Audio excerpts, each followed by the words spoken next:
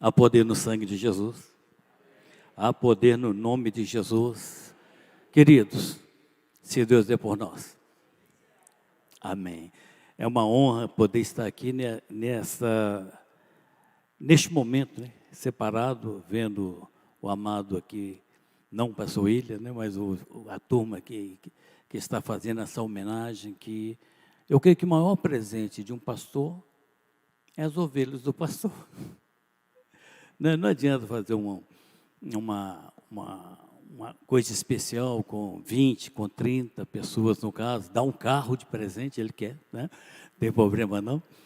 Mas o que alegra um pastor é a presença do rebanho.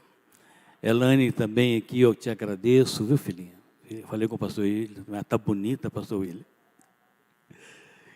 A gente fica com não é medo, né, queridos? Eu fiquei em crise para preparar algo.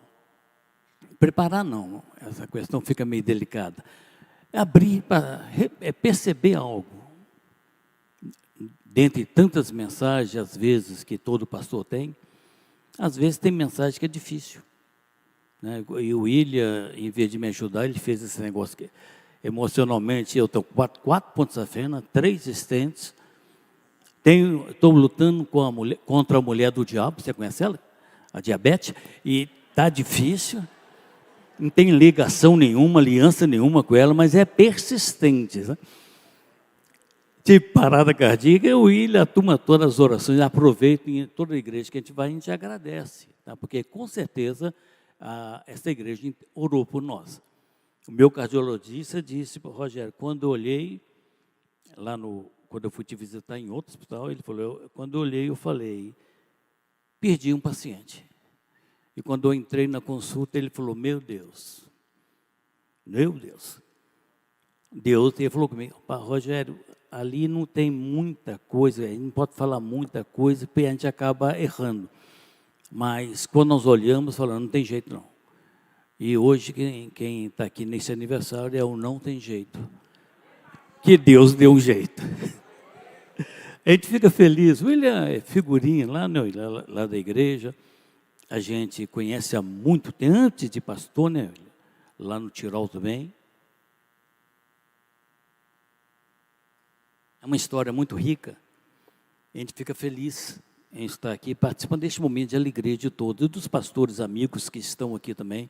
O pastor Hilton também está aqui comigo, faz parte do Ministério Potencial. Eu estou com os meus 2 discípulos também, o Emerson e a Ana, que vieram estar conosco aqui acompanhando, porque eu não gosto de andar sozinho, mas depois desse relato de apresentação, que ele quase estragou tudo, que eu falei, continua, ele é mais fácil, que a gente sairia daqui feliz, tranquilo.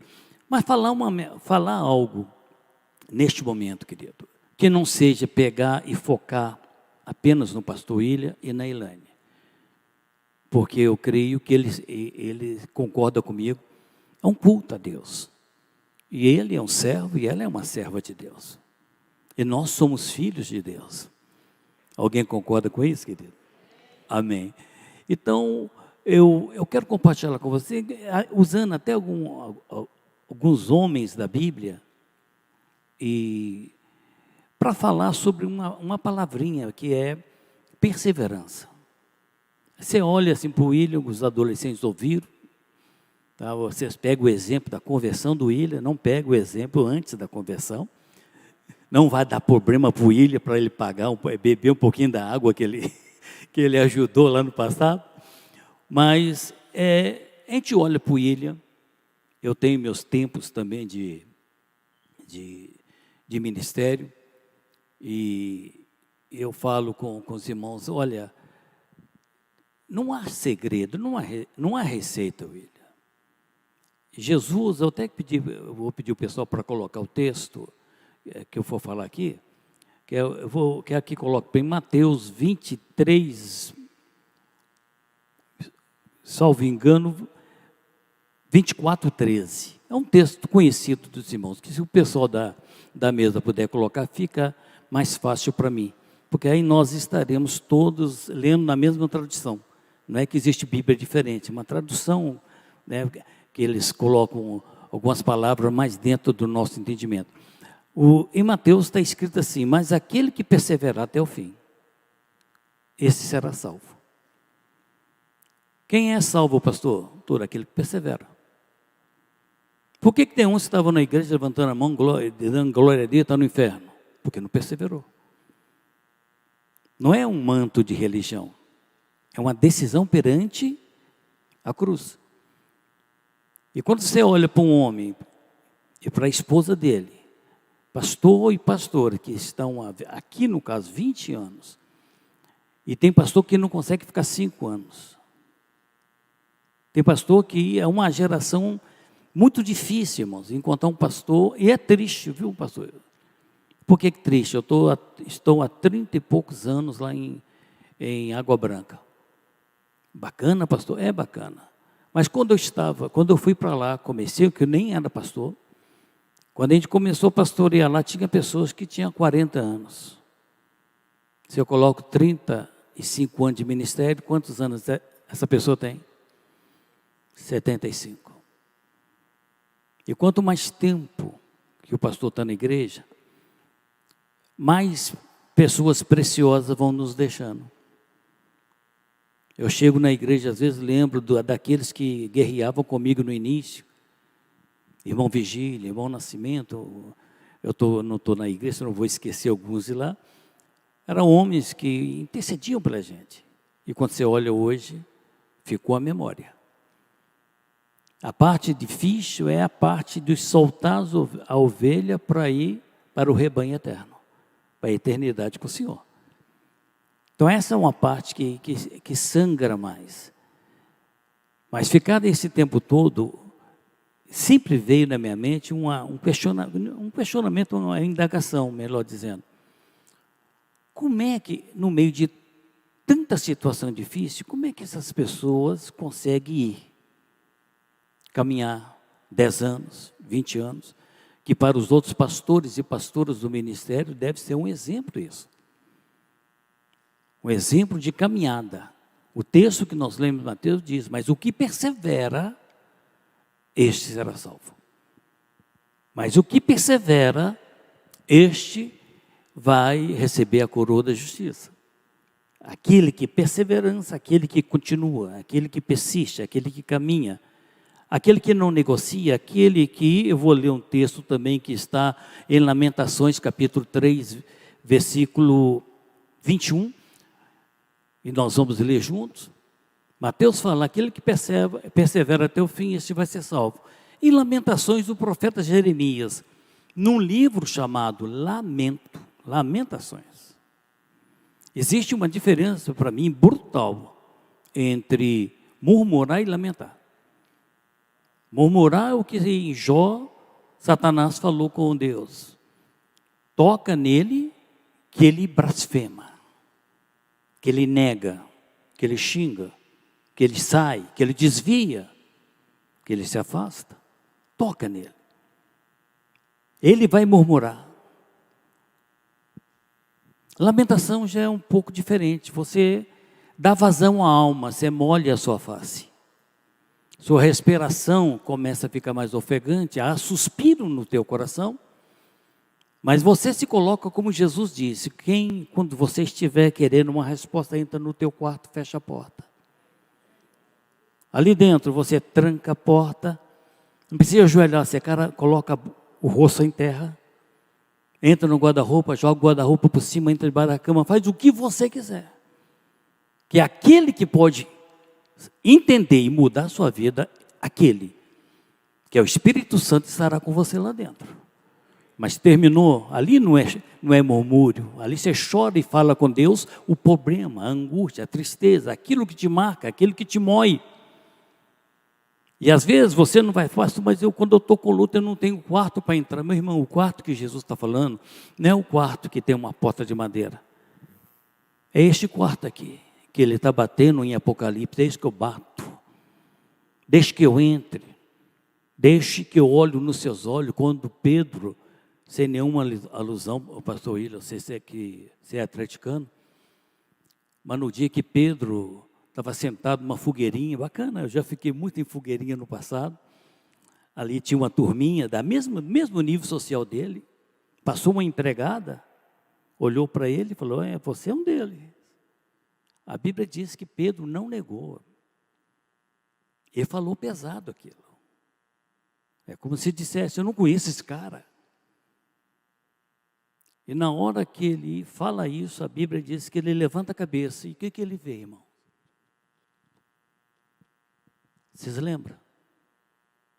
Jesus? Não. Ele viu um galo. Na frente dele, Elaine. Pedro olhou para o galo olhou para Pedro. Ficou um momento bacana. O que esse galo está fazendo teologicamente ali, naquela hora, naquele momento? Eu creio que Pedro deve ter falado com o galo. Pastor Pedro conversa com o galo. Não, Balaão foi discipulado pela mula. E rendeu papo ali, em muito tempo. Eu creio que Pedro olhou para o galo olhou para Pedro. Aí o Pedro falou com o galo, galo, canta não. Eu já sei, eu já entendi tudo. Eu sei que o que vai vir agora, o que ele falou aconteceu. Não canta não, o galo deve ter dito para ele, Pedro, me mandaram vir aqui fazer uma coisa só. Ele, não deixa jeito. Por isso tem cruzeirense que fala que não é atleticano, porque o galo canta, nega Jesus. Brincadeira, irmão. De mau gosto, mas brincadeira. Então, quando você vê essa situação de pôr para fora, e ainda voltando à fogueira, o Pedro e o galo saiu. Pedro olhou, o galo olhou, mas agora tem alguém que olha, levanta tapa na cara. A Bíblia diz que Jesus, apanhando, na hora que o galo canta, ele vira o rosto, diz o texto, ele olha nos olhos de Pedro. Eu creio que doeu mais em Pedro foi essa olhada. Mas para que Jesus olhou para Pedro? Para falar, não te disse? Não te falei? Não, irmãos. Ele olhou para Pedro e aquilo ali, porque o antigo Pedro já estava trincado, era o novo Pedro. Porque toda vez que um galo canta, alguma coisa velha está passando e uma nova está surgindo. Jesus olhou para Pedro e falou, este é o novo Pedro. Este é o novo Pedro. Então tem vários olhares na vida, mas entenda uma coisa, que o olhar de Jesus, ele nunca te derruba, ele sempre te levanta. É de olhar dela em olhar dela, querido. Por isso que é perigoso você dar ouvido ao psil, porque o diabo é mestre do psil. A moça, a irmã vai para o culto, tranquilo, aí passa 2 boizinhos, inspirado pelo demo, fala aquela palavrinha, oi, e acrescenta um monte de coisa. A menina olha e fala, está repreendido o demônio. Chamou ela de linda, lindona, às vezes casada ela nunca foi chamada de linda e lindona. Ela repreende, mantém a pose, santidade, mas no caminho ela vai dizendo na mente dela, ele me chamou de lindona. Quer dizer, que eu não sou um caco, tão caco. Uma palavra, um psil faz você olhar e muita coisa pode vir à existência. Aquele que persevera até o fim, 20 anos, é perseverança 20 anos. E não vão olhar apenas com holofote não, né, William? Nem para o seu tempo, nem para o meu tempo, nem para o tempo dos pastores que estão aqui. Não é só olhar para o holofote, tem muita coisa. Eu já tentei chutar o balde mais de 20 vezes. Eu já pensei em chutar o balde, e toda vez que eu tentei chutar o balde, Deus puxa e eu chuto o vento. E não dá. É uma coisa, porque isso é humano. Jesus falou, se possível o povo passa de mim o quê? O cálice sem que eu beba. Jesus disse, minha alma está angustiada até a morte. Irmão, você já entrou nessa dimensão? Minha alma está angustiada até a morte. Que sentimento é esse que estava em Jesus? Ele disse, contudo não seja feita a minha vontade. Sofremos nessa parte. humana que nós temos. E ele disse: contudo, seja feita a tua vontade. O que consola e te mantém de pé é a vontade do Senhor. E a Bíblia diz, através de Paulo: tende por certo isso, aquele que começou em você a boa obra. Tem várias traduções, e uma delas diz: com plena certeza, o que começou vai terminar na sua vida. Aí vem 20 anos, Elaine vem 25, aí a gente para de contar, né, Elaine? Precisa ficar contando tantos anos. Mas o importante é você entender, em Lamentações do texto que eu pedi para colocar, capítulo 3, versículo 21, diz assim, nessa tradução: disto me recordarei na minha mente, por isso eu vou esperar. Em outra tradução que você conhece, que é uma mais comum no coração do povo, é essa: vou trazer à memória aquilo que me dá esperança. Ou seja, na vida eu preciso aprender a usar o meu retrovisor. Dirigir na BR olhando para o retrovisor é fatalidade. Você vai causar dano ou vai sofrer dano. Você olha para frente, farol baixo ou farol alto, farol baixo ou farol alto, mas sempre para frente, vez por outra, de tempo em tempo, uma olhadela na esquerda, na direita, para você ver o que vem atrás de você. O ruim é quando você quer dirigir na BR olhando para o retrovisor, esquecendo o que está na frente. E você só vai trazendo a memória. É isso que eu quero pedir ajuda de alguns homens de Deus na Bíblia hoje. Fazer a pergunta para eles: por que você perseverou? Por que você conseguiu? Por que você venceu? Por que você chegou no final? Jesus, em João 13, fala: tendo amado os seus, amou-os até o fim. Que fim é esse? Eternidade sem fim. Mas aquilo que tu está fazendo em terra, não é uma caminhada pela metade, quase cheguei. Josué e Caleb, com 85 anos, ele poderia escolher uma planície, porque tem a bênção de Moisés. Ele para antes de Canaã, olha para a montanha, onde havia um grande valente naquela região. O caminho mais difícil, ele fala com Josué: Josué, você lembra? Porque eles andou também os dois juntos durante 40 anos no deserto. Uma disciplina que eles não são responsáveis, porque o relatório deles foi de fé. E mesmo assim a disciplina veio e eles caminharam. Os filhos nasceram no deserto, cresceram no deserto, foram educados no deserto e agora está ali. Vão distribuir a terra. Esse homem fala: olha, meus olhos, Josué, são como antes. Como no dia que nós entramos. Mas eu quero que você me dê aquela terrinha na montanha. Eu quero aquela terra. Porque eu ainda sou como aquele de antes. Passaram-se 45 anos, eu tenho 85, mas eu continuo com a mesma fé, não negociei. A terra que eu vi, eu quero.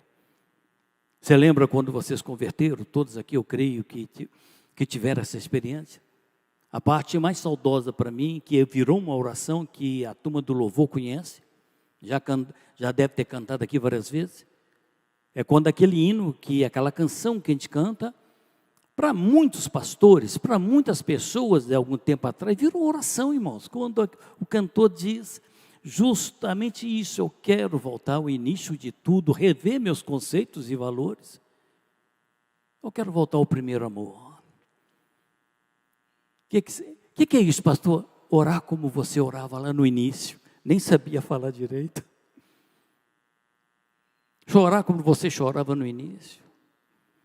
E por culto, como vocês vinham, entrei aqui, eu sentia, não é negócio de arrepio não, mas arrepia, tem isso não. Isso não é pecado. Você sente a presença do ambiente. A Bíblia fala: onde estiverem duas pessoas reunidas. Quantas pessoas? Duas. Em nome do Senhor Jesus, em concordância.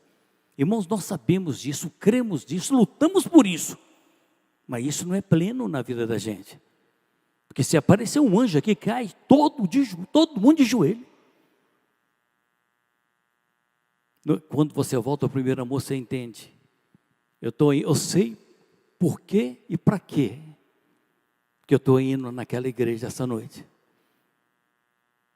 Porque se a igreja é a noiva, o noivo está aqui. E se o noivo está aqui, os servos que ele levanta e as servas também estão presentes. Aquela mulher que tinha fluxo de sangue disse isso, irmãos. Ela não falou com ninguém, nem com a melhor amiga. Se eu tocar nele, eu vou ser curada. Pastor William, a gente tenta desafiar os membros, os discípulos, a igreja a entender isso. O culto não começa quando o louvor começa. O culto começa quando você fecha a porta da tua casa e fala: Senhor, eu estou indo. É quando você chega, a primeira coisa que você faz não é boa tarde, boa noite, não. Você chega, a primeira coisa que você faz, transformar a sua cadeira no altar, você ajoelha. 2 minutinhos só. Não é todo mundo junto, não. Se ajoelha, olha e fala: pastor, Deus, aquele altar vai ter levita cantando, dançando, pastor pregando. Deus, que a sua glória seja vista aqui. Eu quero voltar ao início. O início de tudo.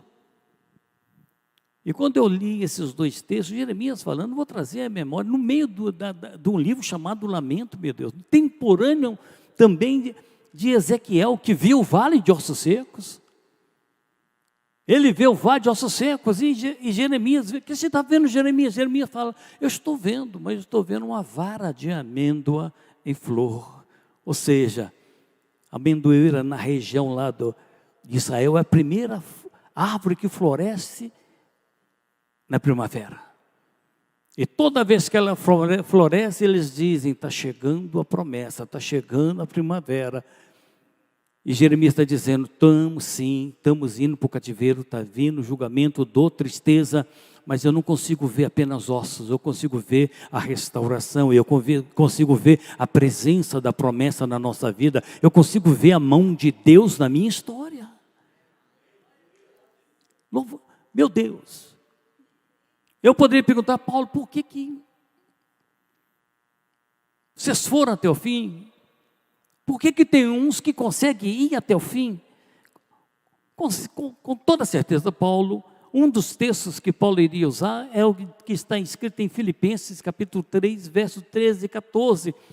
No meio de tanta situação, pastor, mas Paulo teve tanta situação, vai ler Coríntios, que você vê, ele faz um relato. 3 naufrágios, irmãos. O navio afundou 3 vezes. E ele deixa escrito em Filipenses 3,13, irmãos, ele está falando dele agora, irmãos, quanto a mim, ele fala: eu não julgo ter alcançado. É o pior dia que tem quando você fala: conquistei. Não há mais esforço, não há novo sonho, não há nada. Eu não julgo. Ele fala: eu fui até o terceiro céu, vi coisas tremendas, mas não me foi permitido revelar. Mas eu sei que a história continua, a luta continua, a vida continua. Então eu não julgo que o haja alcançado. Mas ele diz: mas uma coisa faço, olha só. E é que, esquecendo-me das coisas que para trás ficam, avançando para aquelas que estão adiante de mim. O verso 14 diz: prossigo, avanço o caminho para o alvo, pelo prêmio da soberana vocação de Deus que está em Cristo Jesus. O que ele está dizendo? Uma coisa eu faço. Tive muitas experiências com Deus. Sim, há quem diga que ele morreu na pedrada, foi ressuscitado. Sim, agora ele fala: uma coisa eu faço, querido. Eu esqueço o que ficou para trás. Eu não quero levar para a igreja do amanhã, não quero levar para os meus netos, bisnetos, a lixeira que me derrubou no meu tempo de história.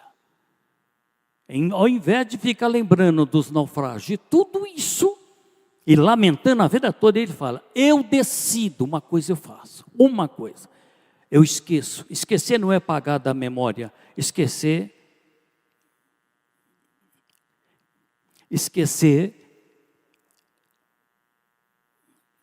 é soltar. Machucou, machuquei, mas já chorei, já lamentei, já gritei, já sussurrei, já fiz muitas clínicas para curar minha alma. Só tem uma coisa: eu não soltava. Eu decido assaltar não. Eu decido saltar este peso que eu carrego. Para quê, pastor? Não, vai fazer bem para mim. Paulo fala, sim, eu sei que tem um prêmio, sim, eu vou por aquele prêmio, mas não é justo eu levar para o amanhã comigo, para quem se aproxima o mau cheiro da minha dor. Há um mês atrás eu vi um ator americano falar uma frase. Ele disse assim: tem dor que machuca. Vamos repetir comigo? Fala, tem dor que machuca. Olha para o teu irmão e fala, ai, ai, ai.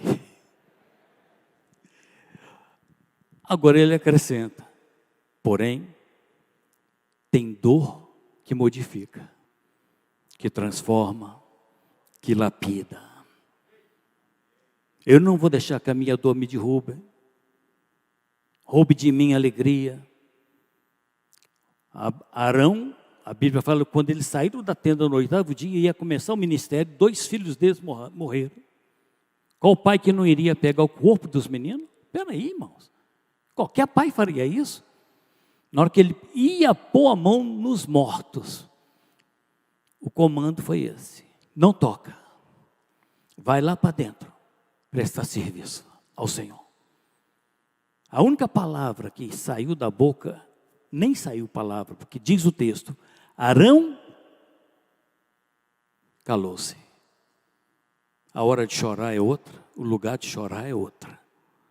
Na presença de Deus, sempre o homem de Deus, a mulher de Deus é levantado pela esperança. Nós temos um Deus que consola, nós temos um Deus que conforta.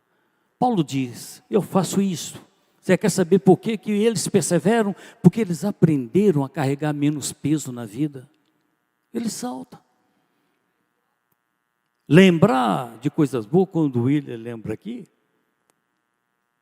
e o discípulo também aqui no início, lembrar de coisas que vale a pena, é o que Jeremias fala no texto que nós lemos em Lamentações. Eu vou trazer à memória aquilo que me conduz ou me fortalece a dar mais um passo na vida. E eu digo para você, igreja, o milagre sempre acontece no próximo passo. Milagre nunca atinge quem está parado. Quem está parado assumiu derrota. Quem está parado não tem sonho. Por isso que eu falei, quando Deus me deu a visão, que eu entreguei para o pastor William, eu vi um cesto cheio de frutos. A colheita vai ser imensurável.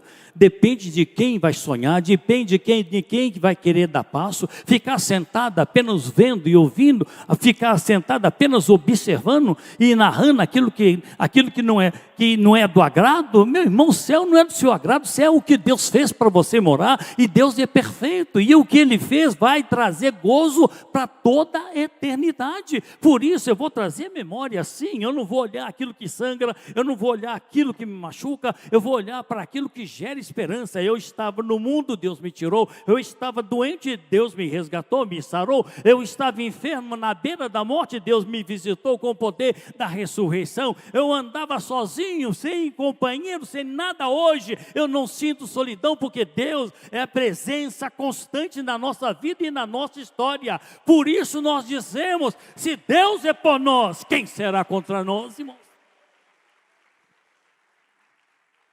Paulo iria responder, por que eles perseveram? Porque eles aprenderam a soltar as âncoras da vida.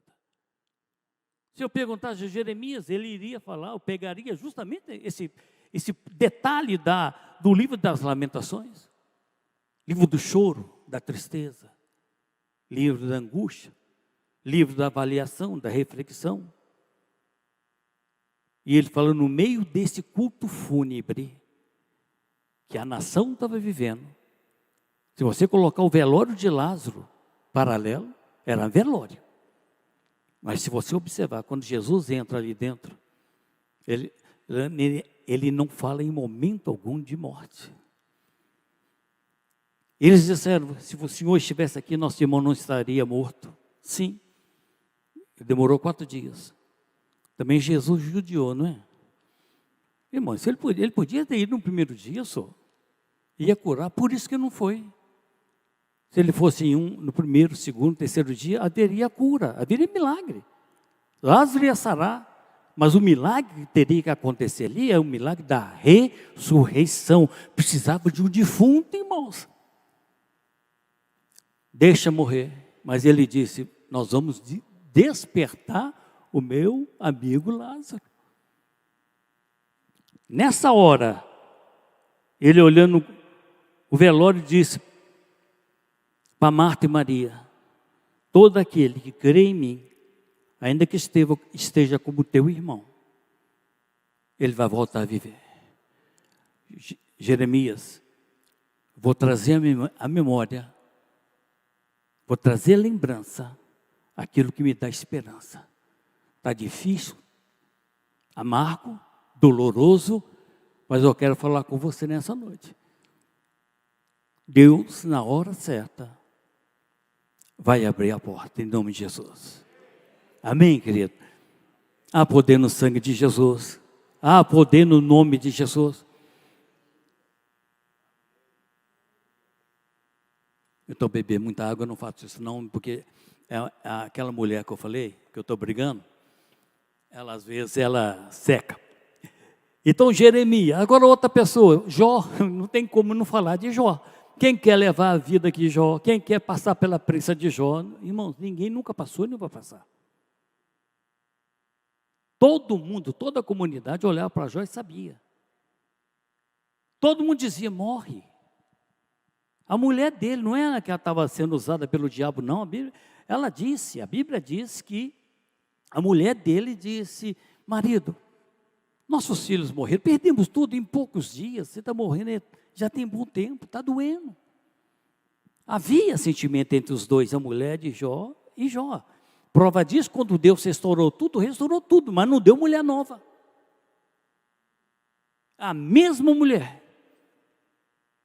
Ela falou como uma mãe que perdeu 10 filhos. Está doendo. Está doendo. E quando você olha para Jó, neste momento, irmão,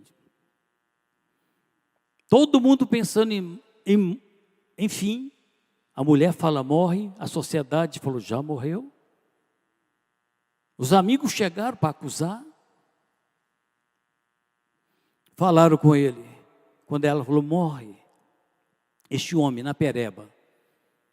Já viu a depressão? Quando a pessoa entra em depressão, a tendência é ir para o quarto, se esconder, afastar de tudo, da igreja, de todo mundo. Jó na pereba, foi para a rua. Se é para me expor, Senhor, então o povo vai me ver. Colocou lá o tapete, o manto, raspou a cabeça, com o caco. Todos os pintores pintam um quadro de Jó, mas eu não lembro de um quadro que tenha sido pintado com Jó com um negocinho na mão. Quem lembra que ele tinha na mão? Caco de telha. Quem sabe do telhado que caiu. Ele coçava a pereba, cheirava a pereba, ele segurando. Irmãos, com toda sinceridade, se você pôr a mão no seu bolso aí agora, você vai ver barulho de chave. Chave da sua casa, chave do seu carro, da sua moto, do seu poçante. Você vai ver uma carteira, sentir uma carteira e tudo mais. E mesmo com isso, com chave do carro, com chave da casa, com chave de outras coisas, com uma condição financeira até boa, vamos assim dizer. Nós com isso na mão, aquele homem, na pior situação, com o caco de telha. Este homem com o caco de telha, ele virou para frente, olhou, aí você vai ver, isso aí é perseverança. Ele olha para o caco de telha e fala: olha, mulher, Deus nos deu tudo, e nós adoramos, agora nós estamos sem nada, e vamos blasfemar? Ele disse: eu não posso negar, sabe por quê? Ele diz: porque o meu Redentor não é de madeira nem de pedra. O meu Redentor, ele é vivo e está aqui nessa noite. E no final, ele já vai para o final. No final, a minha sorte vai ser revertida. Oh, meu Deus. Jesus, o que Jó fala? Antes eu te conhecia. No capítulo do 1 até o 42, no 42º, se não me engano, a Bíblia fala que ele declara: antes, Deus, eu te conhecia, só porque me falaram, só porque me narraram, só porque eu ouvi falar de ti, apaixonei, acreditei, depositei minha fé. E ele acrescenta: mas agora meus olhos te veem. Não fala assim não, aleluia, não. Porque o lugar que ele viu Deus, muitas vezes nós não queremos. a nossa luta nos cega. O diabo fala, tira que ele chora, tira que ele entra em depressão, tira que a angústia vem. Jó, na pereba, na angústia, no mau cheiro, com um caco de telha na mão, dizendo, o que sobrou, Deus? Que nem Abacuque. Oh, meu Deus, ele dizia, Abacuque, ainda que trema a minha terra, a minha base de segurança, ainda que o produto da oliveira minta, ainda que a malhada não deu lá o bezerro, ainda que falte tudo isso, a visão de agropecuária, ainda que tudo isso aconteça, ele fala, contudo, a minha alma me alegra no Deus da minha salvação, a vitória vai chegar, a porta vai se abrir, vai vir a resposta de Deus, e esta resposta vai fazer com que você olhe para cima e fale, Deus, olha, eu nem mereço o que eu estou recebendo, mas o Senhor merece receber a minha honra, a minha glória e o meu louvor. Se Deus é por nós, quem será contra nós? Com um caco de telha, em nós, com tudo que temos. Esse homem fala, o meu Redentor vive. E no final, meus olhos agora te veem, ou seja, na minha dor eu aprendi, nasceu a criança, na minha dor eu consegui perceber a tua presença. Deus é por nós, Deus está conosco. Foi isso que Davi, pegando o Salmo 23, ele fala, ainda que, ele não está vivenciando aquele momento, mas ele fala, ainda que se chegar o dia, não estou passando por um momento tão pesado, mas se chegar, ainda que eu passe pelo vale da sombra da morte, é aquilo que os pastores às vezes têm dificuldade, o ministério às vezes tem dificuldade, ninguém quer passar por vale, querido, mas a Bíblia diz que Davi dizia, ainda que eu ande pelo vale da sombra da morte, eu não temo nem tremo mal algum, porque eu entrei e não entrei sozinho, eu estou no deserto, mas não estou sozinho, eu estou no vale, mas não estou sozinho. Jesus disse, olha, eu vou estar com vocês todos os dias até a consumação dos séculos. Por isso que Davi dizia, não é porque eu tenho espada de Golias, não é porque eu tenho os 400 melhores guerreiros, não é porque eu tive inúmeras vitórias, eu não temo porque eu não estou sozinho, o meu pastor está comigo, o Senhor anda ao meu lado, Ele é a minha torre de proteção. Louvado seja o nome do Senhor. Por que Davi, por quê? Que muitos conseguem e perseveram? Porque a dor não é nosso lugar de sepultura. A dor é transição. Tem dor que machuca, e muitas vezes somos machucados, mas tem dor que modifica. Todo aquele que passa sai fortalecido do outro lado. Todo aquele que passa sai com testemunho do outro lado. Todo aquele que avança, entenda, é porque discerniu a presença do Senhor. Por isso, querido, como Jesus fala em Mateus, que os que perseverarem até o fim, estes serão. Quando você vê uma pessoa que não se curva, entenda, não é uma pessoa apenas, é um perseverante. Essa pessoa tem experiências com o Senhor. Essa pessoa tem confiança no Senhor. Por isso que nós temos que entender que o justo do Senhor, diz a Bíblia, pode cair até 7 vezes, mas ele não ficará prostrado, porque é Deus, não é você. É Deus que tem sido o arrimo da tua sorte durante toda a tua vida. Pastor William, Elaine, em nome de Jesus. Retrovisor é importante, para não ser pego de surpresa. Mas o que é passado, fica no passado. Seja desafiado você, todos os ministérios que estão aqui, a igreja inclusive, a sempre ver algo novo que vem à frente da caminhada. Porque Deus tem sempre algo novo. Além das montanhas, tem sempre um novo horizonte. E vocês adoram a Deus em Belo Horizonte. É Belo Horizonte. Mas entenda, é belo. Mas depois da montanha tem um novo horizonte. O que vai consolar e confortar vocês é o resultado daquilo que virá. Porque Deus tem reservado coisas novas e nobres para a vida de vocês. Por isso eu louvo o Senhor em nome de Jesus e agradeço a Deus por estar com vocês neste momento de festa. Amém, querido? Pastor William Werneck.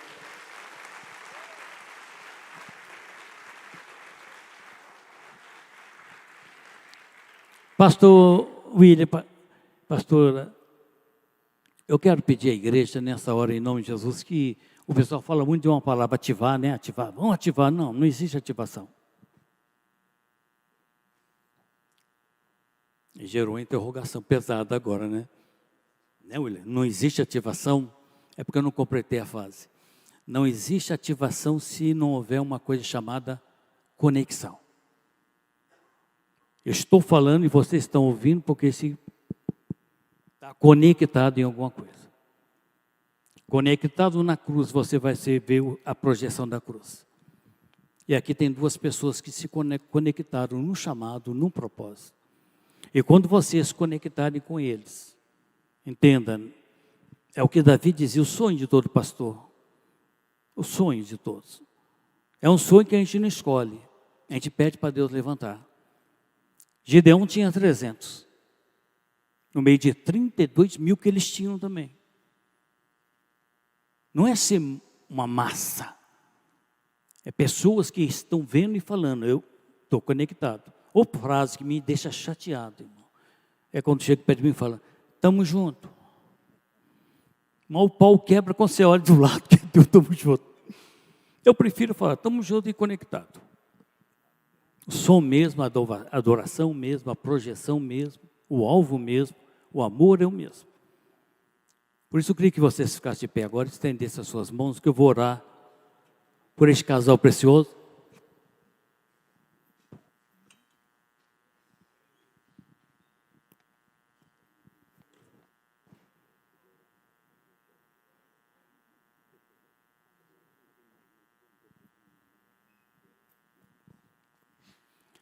Amém, meu Deus, em nome de Jesus. Em nome de Jesus. Grande é o Senhor. Oh, Jesus. Deus, aqui está a tua igreja, parte da tua igreja. Olha a quantidade de gente, Senhor. Aqui estão na frente, aqui estão, Deus, o pastor Ilha, Elaine. Eu te peço agora, Deus, em nome de Jesus, foi o Senhor que atraiu este povo em direção deste ministério. Coloca, Deus, até a fala do discípulo dele aqui antes de Deus de passar a palavra. Somos conectados em memórias boas e Deus, e trazemos à memória coisas que nos incentivam a caminhar juntos. E nessa hora eu coloco, Deus, este casal. Peço, Deus, que a tua vontade, que o teu manto esteja sobre a vida dos teus filhos, nessa caminhada de glória em glória. Sabemos que é dolorosa. Sabemos, Deus, que é dolorosa, mas também é gloriosa, Senhor. Quem consola é o Senhor. Por isso eu te peço, Deus, usando Jeremias, que eles tragam sempre à memória o que o Senhor já fez na história da vida deles. Não o que os homens fizeram. Que o Senhor possa fazer, Deus, com que eles possam ouvir o conselho de Paulo. Eu vou deixar aquilo que precisa ser deixado no passado. Eu vou caminhar em direção do novo, aquilo que o Senhor quer mostrar e quer revelar. Por isso eu te peço agora, Deus, em nome de Jesus. Deus, independentemente de todos os ventos fortes que houveram na vida no passado, Deus, nós sabemos, Deus, em nome de Jesus. Tempestade, que o Senhor está dentro do barco, o barco não afunda, Senhor. Por isso eu te peço, Deus, caminhe, proteja, avance. A festa continua, amanhã continua a festa. Eu te peço em nome de Jesus que as notícias desta igreja, Rase de Tuca, de Bambie, Laka de Tuca de Sobara, na Hadere tu Andeleki, Cambiandere Kasuka, Ratere Nekele Sikandere Tobaraba. Oh Deus, é o Senhor que tem tudo desenhado, tudo planejado. Sabemos, Deus, que às vezes a caminhada desejada aqui no coração, Deus tem algumas coisas que aparecem na rota que a gente fala, Deus, não é isso. Mas Deus, nós queremos ouvir a tua voz, que vai acrescentar neste lamento que falamos. Não é isso, mas é depois disto que vem a resposta. Fortalece as mãos dos teus filhos, que haja sempre a admiração do rebanho por eles. Deus, para que eles possam andar sabendo que às vezes discordamos das ideias, mas estamos unificados no coração e no propósito. Abençoe teus filhos, abençoe esta igreja, porque nós abençoamos em nome de Jesus. Amém. Amém.